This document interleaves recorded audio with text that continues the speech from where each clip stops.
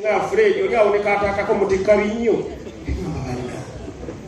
lidako tata we yakukyalira muba muli mukuseka yayira teyogera ne tuseka ffenna ekyana ne kiyitawo ng'oli awoneka atatako musinika binnyo ekintu ekyo kyannuma nabeera nga sikyawera lwaki omwavu amanyiirwa amanyiirwa aleka kange kwete tukwatagana nalooza wasetiiza abaana nalooza nabaseetiize era akaja kuŋŋamba munnammwe omuwulidde olwo oli mugirasi ki nze sikyajjukira naye nga wali muto nali muto ekikyali kikola gye kitaawo enjolo nakwataganako ne taata wange lwali wawa lunaku ki twali tuli mu kulya mmere amasanyalaze tatange yampa kuaga naye nga tagenderedde amasanyalaze ne gagenda kati bali yali ayagala abusigaana nga temumanyi mutudde katata akuka gyali agwa usigala mu kifuba kuba usigala avuddewo kuba usigala yamunoonya gadda aliwaali weyampa agala okaka tagigenderedde nanga lwaki tonyowerera mu kifo kimu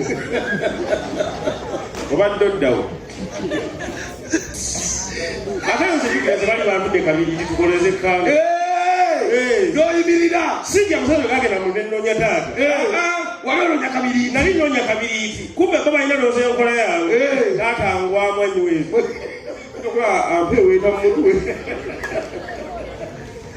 amba teyakumwa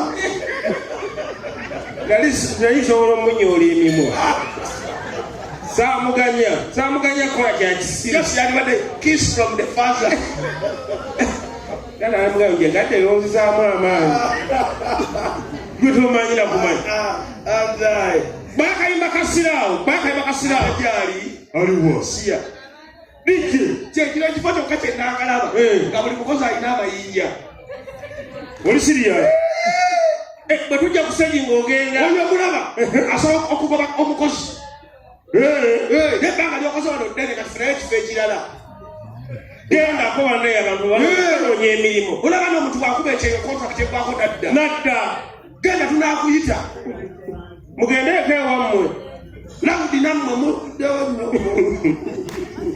egabe opportunity nawe tufuna omulimu omulala asya kuva 2018 tuli mu kandoliindoli ebanna tetujuusa ku mulimu bakalamu lwakubuuza mukomeri omufunyeemu ki kapita akyabuze oyagafuna sente yabuuza mu kubuuza afunyeemu ki kati oyagafuna sente okole mulimu ekyomulala nange ntandikewo ebbaala eyange tandika ebbaala etaaga otwere tukole nze njakujja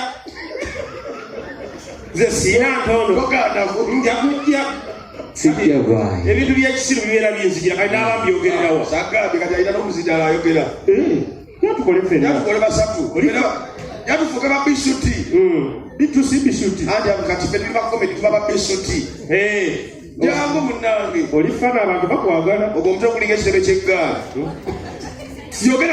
yogera tuveeyo geza oyogera kigambe ekuwalesa message obona kyogenda obona tunoonya ekitujja wano omaye nti mukama osa omutwe okuboota ajja kunyesi ajja kudde yagambe lawudi onzise nteeke yange omusajja ali wala mulimbi akisiru olaba omuntu okukulu byanyegenda dawo naye kubakuba mutwe ose tasobola kuba mutwe guuma mbukuva ikuleetinga alikuleyo esembayo tokala tatambula nnyo mumusana netumira omukazi ng'oli mu kifo kino ng'olina obutiiti naye nga okuva ku makya tondalya lya obutiiti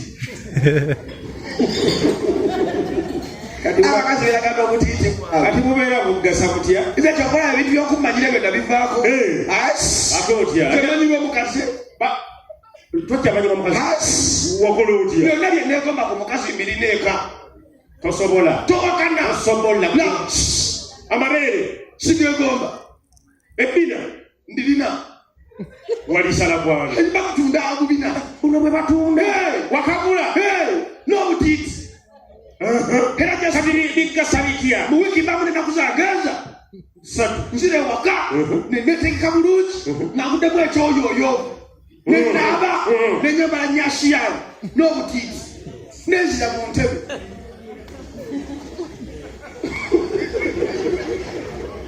bakazi bamanyira Mama. bw'omala okunaaba ng'oteeka ka firimu ng'oyambala ebbina Atwalinga mama yidi. omanyi okukola bw'oti n'osimba ku mukono mu bbina Era mbeera nga bakunyasi. kati liri litya liri sofuti Liriko ne ipusi. kati bw'otabukira awo Ati maanyi ga mukono. anyigamu Abagambye mbitandika sira solusoni. omanyi omukono kiki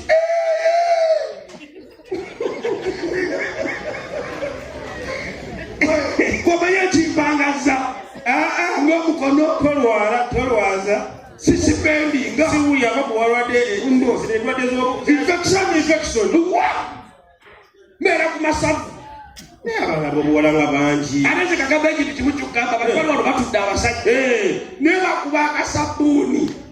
oli siriya Singa Mukama adda n'ayimirira wali n'agamba akateekuba ateekuba akasabbuuni yafuluma.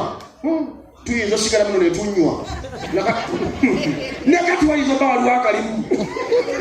Ng'atudde awo kale bba tokikoda totuvumaganya. Lwaki otanywa? osobola okakubira mu bantu kati nga wano Kaliko obudde olaba nagakubirako mu takisi. ani Tebagenda musinga. zeri bayinza kukoza ekyekisibe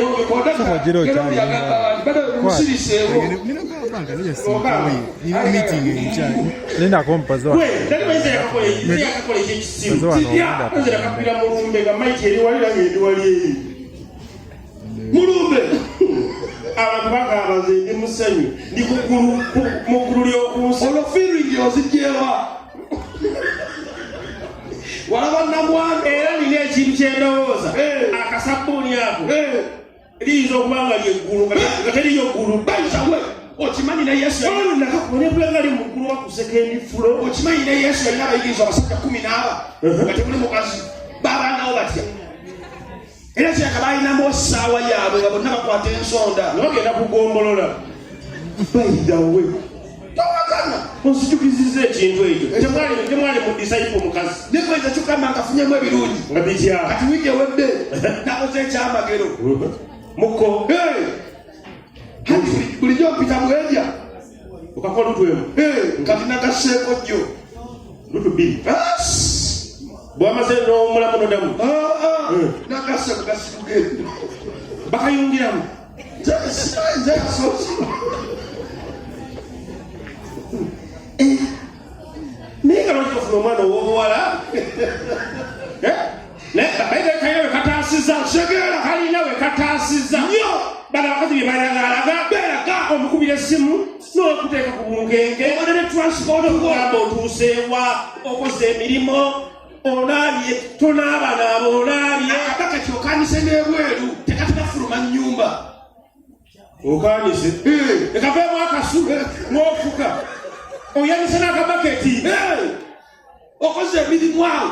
tugenda okanika nga wakanika enswera zigirawo Obaga okoze ekikulu. kati bane babajjakala bwobayo okayitayitako Okanikako ekisiimuula. nze omukazi yaŋambako nzija olugamba oliwa nanaabya teri kirumanga kunaabya nga toyagala nanaabya kati bambi yali ajja anakasafuuni kisiraaga Gasiru nnyo. kati nze mukubira essimu takwata nenowooza kyakabisazizaamu kumba ali ku booda tagiwulira nenyingira ekiyigo ngina okudda nga kuliko misikolo Nga vayibu zife. nakubirawo nemukwata naga nokubiddeko nga ndi ku booda kozoddawa naga nzijeyo koze nze waka nvuddeyo Katamulaalo. nga nkyaliyo naye nga ndabe kati ajja ikolaki Ate nze n'abantu bensipayalinze.